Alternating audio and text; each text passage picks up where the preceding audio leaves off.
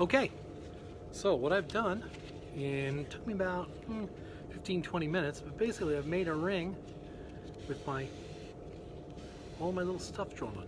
Now you're going to see this, like I was saying, cutting this all out with scissors or X-Acto will kind of suck. And also there's a little bit of 3D-ness I want to get out of this. So what I'm going to actually do is, you see I've actually drawn that little top off.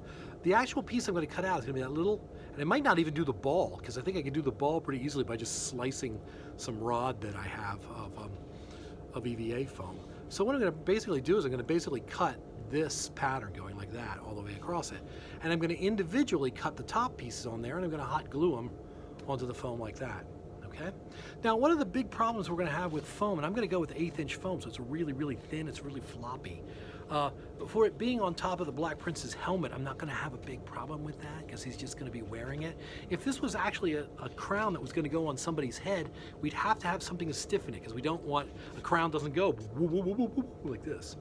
So we would probably have to either do a wire in there. If it was being made out of foam, we'd have to do some kind of wire, or you might even do a cardboard ring that when you glue it will kind of hold it in place. Although, yeah, cardboard. If you use Bainbridge board, you know, that's something that's not too thick. You know, not like regular cardboard, like corrugated cardboard. You'd have to use like yeah, like Bainbridge board or something like that. That would help maintain its stiffness. Because obviously, if it does this, people are going to go, ah, that's not a crown. It's not made out of metal. You know, and if they drop it on the floor, it's going to go, boom, it's not going to go, you know, that's not made out of metal either. Okay, so what we want to try and do is maintain that illusion. Okay. So anyway, so here's my pattern. Next thing I got to do, cut it all out. Now I can also fit it. And see how we do on the helmet. There's a helmet there, and there's my little line. And I'm going to go around, and it is looking all right. And you'll actually see that it actually is going to stand away from the helmet a little bit like that, which looks very much like what it's doing in the effigy. Now, whether or not this would have been a thing that he actually wore, I don't know, but here we go. It actually will work pretty well for anybody, you know, for any of the Shakespeares. That looks pretty good. It could be a little bit long.